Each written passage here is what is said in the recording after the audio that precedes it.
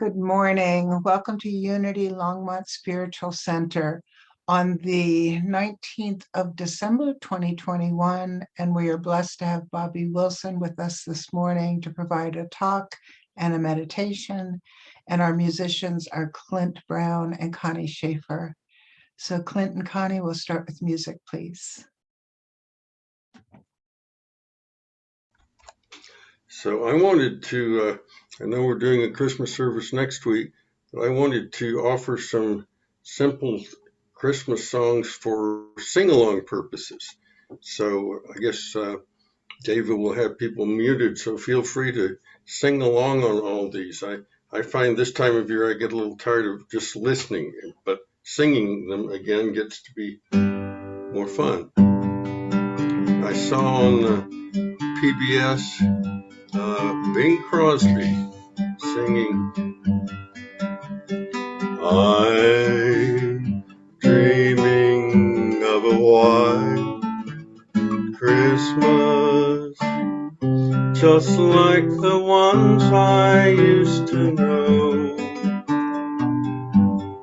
where the treetops glisten and children listen to hear sleigh bells in the snow. I'm dreaming of a white Christmas, with every Christmas card I write. May your days be merry and bright, and may all your Christmases be white. Saw some people singing. Thank you. Love it. Thank you, Clint. So it's at this time that we go into prayer together as a community by taking a breath, being fully present to this moment, to ourselves and each other. Today, we are aware of our well-being, of our joy, our hope, and especially our peace. And all of those, joy, hope, peace, are wrapped together in love. And as we sit here, we allow the love we know to expand within us, and we celebrate it. Being fully human and fully divine, we have so many choices and so much guidance. And for that, we are thankful. And so it is. And we'll have a piece of music, please. This past week, I saw a really powerful moving production on Rocky Mountain PBS. I wanted to share it with you and hopefully capture some of the impact it had on me. It was called All Is Calm. It was a docu-musical. See some heads nodding. That dramatizes the true story of the 1914 Christmas truce during World War I, where the German and Allied armies were in trenches dug in about 70 yards from each other across no man's land. And after hearing the Christmas songs from the opposing trenches, a German soldier, amazingly, this is true, stood up on top of the trench with arms raised, unarmed, and began singing Stille Nacht, Heilige Nacht, Silent Night.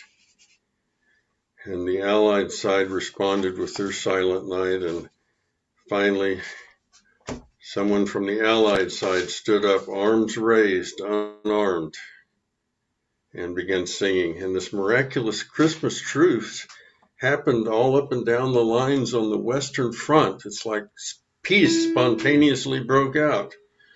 As the troops came together, they sang, told stories, exchanged gifts, paused to bury the dead, and even held a joint memorial service for the fallen.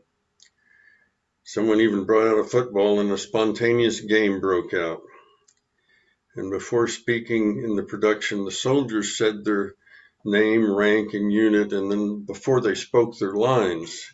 This was a powerful format. It turns out the creator of the show, the creators had researched the Allied and German soldiers who were involved in the Christmas truce of 1914 through old letters, newspaper stories, photos, and memories of family and friends.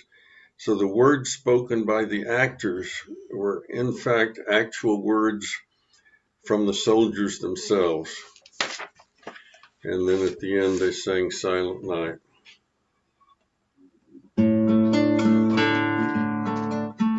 Silent night, holy night, all is calm, all is bright, round yon virgin mother and child, holy infant, so tender and mild. Speak in heavenly peace, sleep in heavenly peace. With a wish that we never have to go through something like that again.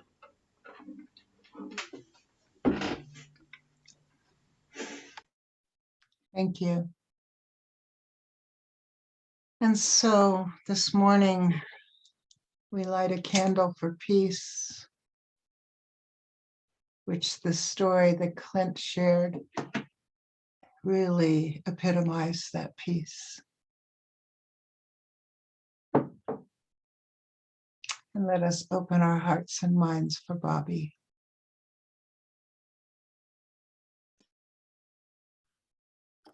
Thank you. Thank you all for being here. It's beautiful. I don't know what the weather is out there, but it's beautiful here. And this is the fourth Sunday of Advent. And depending on what you read, could be any one of the four, but peace is what we're doing today. Peace. And I love, Clint, that you said these words, they broke out in spontaneous peace. Just put that image of breaking out into peace in your mind as we go into meditation. So I see Dylan and Chris are coming on, so we'll wait until they get on and then we'll go into meditation. There they are. Welcome. All right, so if you will, just get comfortable in your chair. Let your eyes close. And bring yourself to imagine a peaceful place in your mind. Your special peaceful place.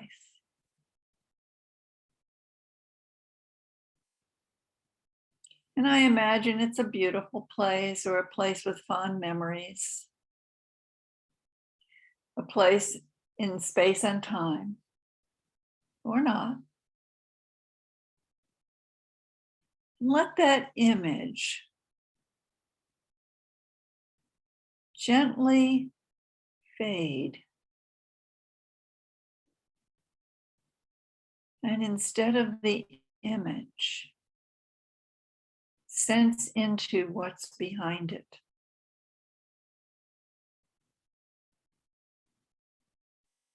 The immense infinite spaciousness of potential, of source, of pre-manifest beingness. Before we had words or thoughts or visualization to give us pictures and sounds. but we were just there, pre everything. Let's spend a few minutes or a minute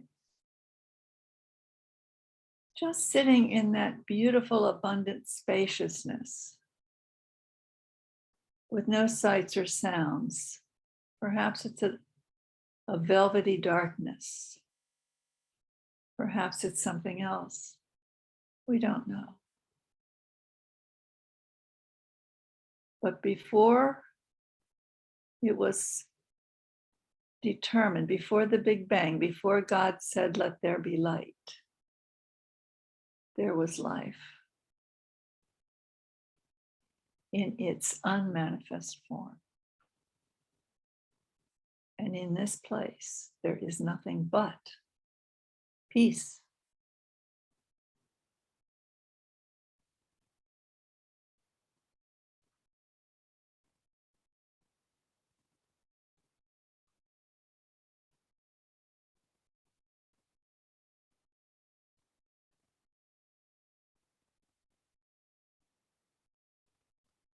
And as we sit in this quiet, safe, nurturing, open space, let us be grateful. Let us bring that sense of gratitude and openness with us now back as we allow the image of our peaceful place to come into view again. And then, as that peaceful place remains in our mind, let's allow ourselves to become aware of the room you're in, the sounds, the light. And as you're ready, let your eyes slide open and become aware of the visual sensations. And so it is. Get the glasses on. Okay, so we're going to talk about peace today. And I got to thinking about, what is peace actually? What is my idea of peace? Because my idea of peace isn't what peace is. It's just something that I say about peace, or how I define peace, or how I think about peace. And so for me, and maybe for you too, when I think about peace, I think of calmness, quietness, loving relationships, everyone getting along, countries getting along, everyone sharing, everyone helping, and relaxing into a sense of worldwide well-being. That's a very nice picture. Don't think it's ever happened worldwide, but it's a very nice picture. When we think of peace, we look outside to the world so that we want the world to adjust to our own comfort levels. We want the world to hold our values and beliefs, or at least our values. And in so doing, we can then feel safer and comfortable in the context of the world and in our surroundings. It's nice to be with people who think like us, because we don't need to defend against their beliefs or values. And I don't know about you, but for me, when I get into defensiveness, I don't feel peaceful. We want usualness because it's calm, non-confrontational, no conflict. We want to be respected, valued, and loved. We want to be thought of as good, kind, and loving and helpful. All things that give us a sense of worth in the world. as if feeling worthy is necessary for our inner peace. But is this the way to peace? Changing the world to conform to our needs?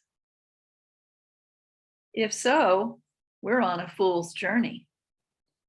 The world has never been peaceful in the terms that we just described. Our peace is not accessed through reason or thinking or building structures or models of behavior. It cannot be sought or gained. It is not located in a place or a group or a credo. Peace has a much more ubiquitous, common, simple point of access, which is available to everyone without exception. It is in every place, every group, every belief system, every value. When we see all those things through the eyes of spirit. What do I mean by eyes of spirit? Jesus said, the kingdom of the Father is spread upon the earth and people do not see it. In the Gospel of Thomas. The kingdom of the Father is spread upon the earth and people do not see it. So our physical eyes are not aware that the kingdom of the Father is already spread upon the earth. We do not see what is right at hand. We do not see the peace that is everywhere present. And because we do not see it with our physical eyes, we assume it is not here. Spiritual eyes are the openings in our consciousness that allow us to glimpse into reality. They provide us with the means to see what our physical eyes cannot. We have insights, intuitions, guidances, and revelations when we use our spiritual eyes. And I love the story that you told, Clint, a true story, because those soldiers had a glimpse into the peace that was already existing, even in the midst of their horrible experiences of war. So the spiritual eyes are those awarenesses and awakenings and openings that we can give our attention to discover peace. So I had this experience, maybe you've had it too. I've had it more than once. I want to read something, but I can't find my glasses. I look all over for them. Just had them. Where are they? Where did I last use them? I look in every room, twice, 3 times, look under things. Maybe I drop them, look under the couch, look under the bed. Can't find them. I try to squint and move what I'm reading to the light, but that doesn't work. Still can't see it. I continue searching to really unlikely places. I go to the car. I go outside in the lawn. I look everywhere out there. No glasses. So, being a reasonable and balanced person, I pivot to another activity. I won't read now. I'll go for a walk. The glasses will turn up or not. So I put on my sneakers and hat. Wait, why won't my hat fit on my head? It's the hat that I always wear. It hasn't been in the wash or shrunk. I reach up to my head. Glasses. They were on my head the whole time. I looked for them outside of myself when I had them with me the whole time. So it is with peace. We tend to want the world to calm down, other people to behave nicely, get the respect we deserve, have the things we need, and then we feel we can sit down and relish our peaceful existence. We make peace conditional. I think of my mom. We had 6 kids in the house. Chaos, noise, mess, and how she would not be peaceful. How she would just yearn for that little time when she could sit down with her Bible, because she was very religious, and have her quiet time, and it never came. And I wonder if she was creating conditions where she could have peace, because she didn't need to do that. We deny ourselves peace until we have everything in our world just so. Think about it. We clean the house, we do all our obligatory tasks, if you're like me, with the expectation that after all our effort, we will have earned the right to a little peace and quiet. We make peace a reward. We work hard all our lives to gain the peace of a secure retirement. We make peace into something we earn in order to deserve it. These may be our beliefs about peace, but they are wrong. Peace is not something that we lack. We don't have to seek it or work for it. Not that these activities are bad, but there is a much more simple and effective way to access the peace we so want and need. We can go to its source. Where is that? You know what I'm going to say. Within. Like my seemingly lost glasses, it is right here where I am.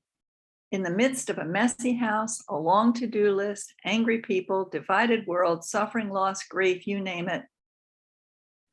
Right in the middle of all those things we think we don't want, there is peace.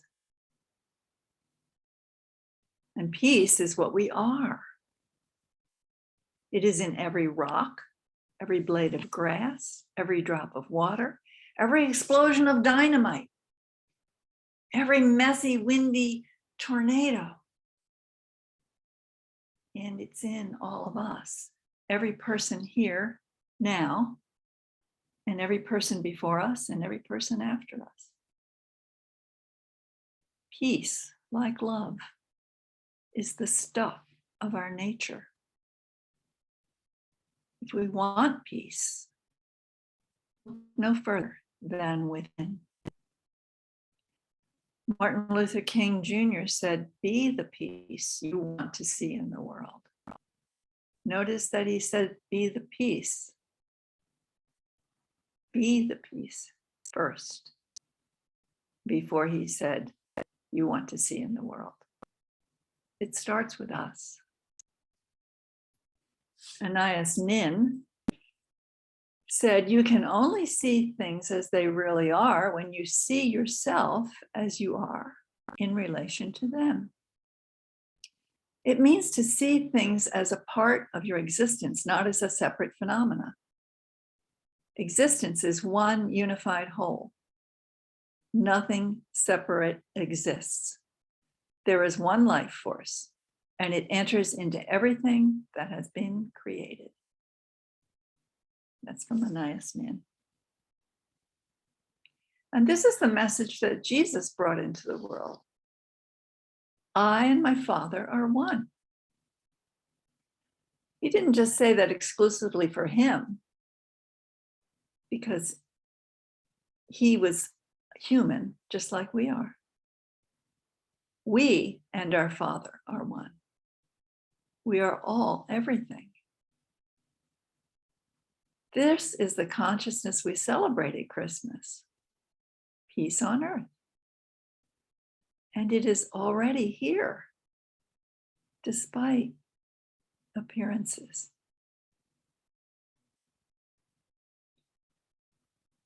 I'm reminded of a little car trip we took down to Buena Vista many, many years ago, and we're driving along. And I'm just looking out the window, and it's all beautiful, you know, rural scenery, no cities or anything. And I'm looking over the passenger side window, and I look out and I see this like holographic image of a lion and a lamb.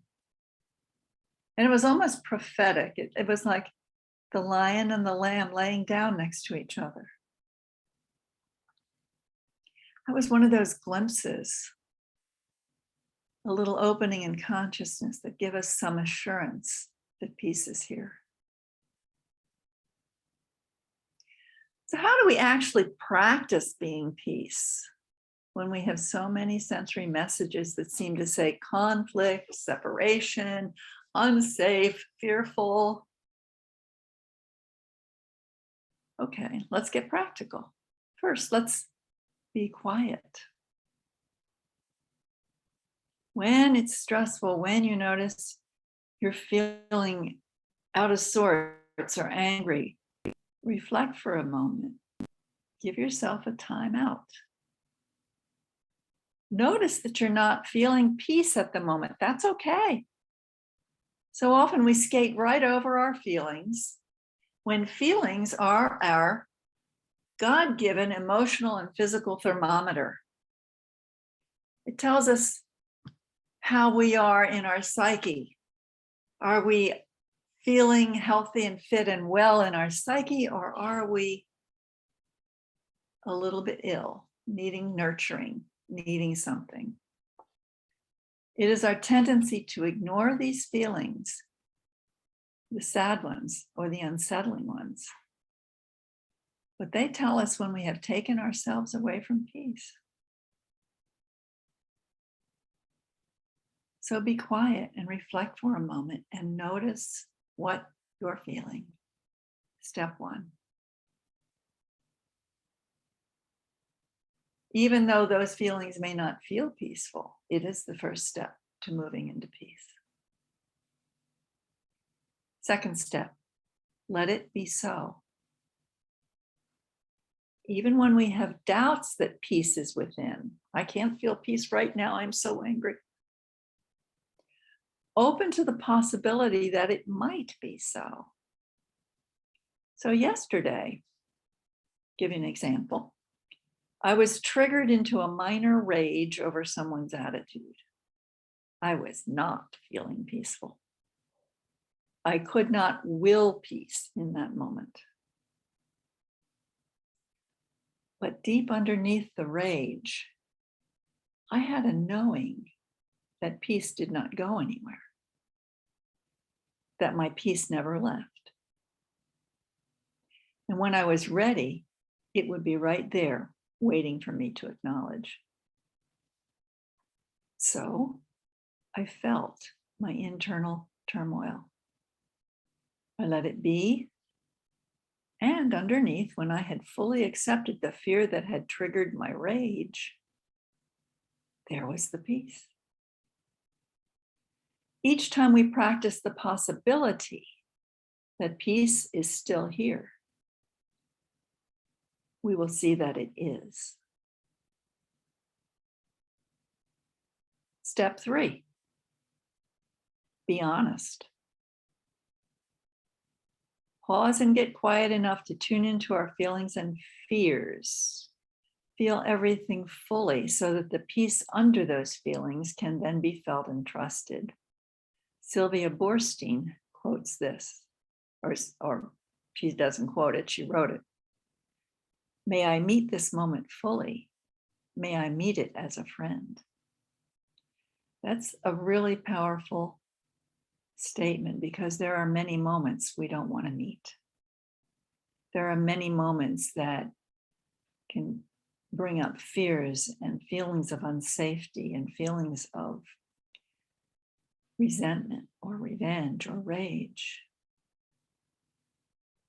But until we meet that moment as a friend, as a teacher, as something that helps us step into peace, we will be stuck just feeling The feeling that won't disperse, that won't release. Step, what are we on? 1, 2, 3, 4. Step 4. Be grateful. Gratitude is an open door to reality. When I'm grateful for the things I judge to be bad, as well as the good things, I strengthen my spiritual sight. We use gratitude to take us into a higher level of consciousness where peace can be experienced. There is not a force. This is not to force a phony gratitude when we don't feel it. But let it be a possibility that there is something in every experience that gives us a gift to be grateful for. And if that's possible, then peace is possible. Rumi says, the whole world is a form for truth. When someone does not feel grateful to that, the forms appear to be as he feels. They mirror his anger, his greed, and his fear. Make peace with the universe. Take joy in it. That's from Rumi. So here we are in our wonderful little community of unity. At the fourth Sunday of Advent, celebrating the birth of Christ consciousness. So let's celebrate it.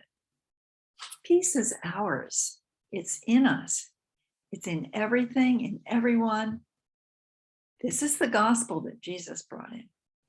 The good news of Jesus's birth. This is why we celebrate this glorious birthday. We are shown the Christ consciousness, which is our true nature. So, hey, joy to the world. And so be it. Joy to you, Bobbie. Thank you so much for the brilliant talk and peaceful meditation. So let us again welcome Clint and Connie for music.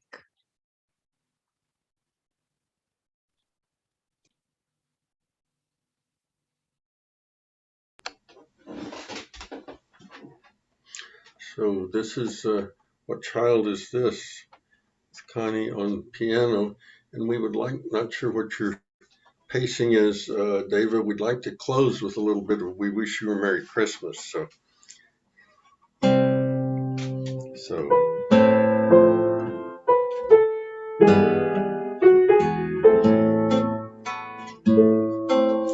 what child is this who lays to rest on Mary's lap is sleeping, who angels greet with anthem sweet, while shepherds watch us keep. This is Christ the King, whom shepherds guard and angels sing. Haste, haste to bring Him God, babe, Son of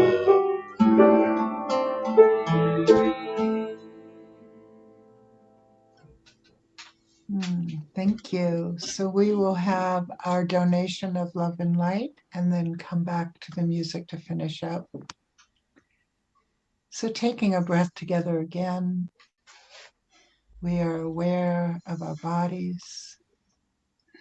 We are aware of our environment. And we are aware of that peace within us and around us. And placing our hand on our heart, we become increasingly aware of the love and light that we are.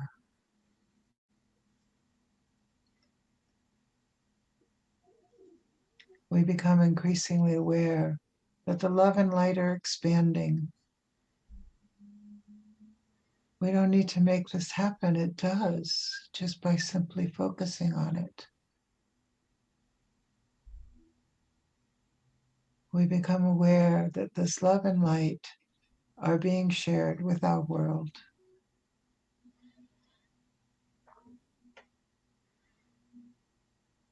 And each time we choose to do this, may it be experienced by another as an invitation to peace.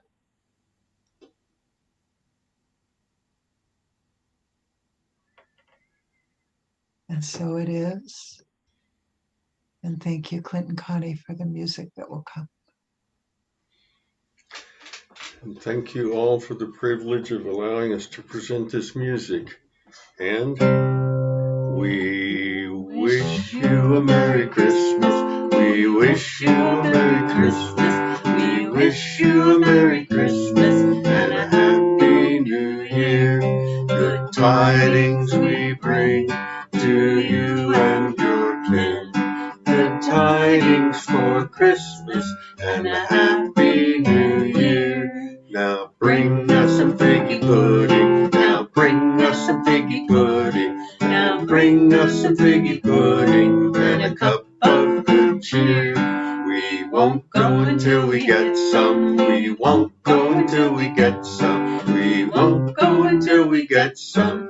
So bring it right here. We tidings we bring to you and your kin. Good tidings for Christmas and a Happy New Year. We wish you a Merry Christmas.